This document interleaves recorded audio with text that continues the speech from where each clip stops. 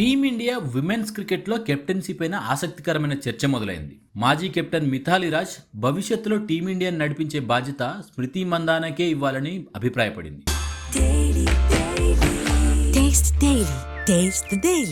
ఒక ఇంటర్వ్యూలో మాట్లాడిన మిథాలీ, స్మృతి మందాన చాలా ఏళ్ల క్రితమే కెప్టెన్ కావాల్సిందని చెప్పింది. వన్డేల్లోనూ టెస్ట్ ఫార్మాట్లోనూ ఆమెకు అద్భుతమైన అనుభవం ఉందని, ఆటపై మంచి అవగాహనతో పాటుగా టీంను ముందుకు నడిపించే నాయకత్వ లక్షణాలు కూడా ఉన్నాయని ప్రశంసించింది. అందుకే భవిష్యత్తులో స్మృతినే కెప్టెన్గా చూడాలని తాను కోరుకుంటున్నట్టు వెల్లడించింది. మరోవైపు ప్రస్తుతం కెప్టెన్గా ఉన్న హర్మన్ ప్రీత్ కౌర్ భవిష్యత్తుపై కూడా చర్చ జరుగుతోంది.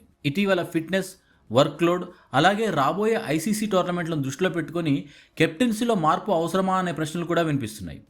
అయితే బీసీసీఐ నుంచి మాత్రం ఈ విషయంలో ఇప్పటి వరకు ఎలాంటి అధికారిక ప్రకటన రాలేదు. ప్రస్తుతం హర్మన్ ప్రీత్నే టీమిండియా కెప్టెన్గా కొనసాగుతున్నారు. ఇక స్మృతి మందాన విషయానికి వస్తే గత కొంతకాలంగా ఆమె బ్యాటింగ్తో పాటు కెప్టెన్సీలోనూ ఆకట్టుకుంటోంది. హర్మన్ గైర్హాజరైన సందర్భంలో టీంను విజయవంతంగా నడిపించిన అనుభవం కూడా స్మృతికి ఉంది. ఇటీవల ఇంగ్లాండ్తో జరిగిన చారిత్రక లార్డ్స్ టెస్ట్లో కూడా స్మృతి అద్భుతమైన బ్యాటింగ్తో మరోసారి తన సత్తా నిరూపించుకుంది.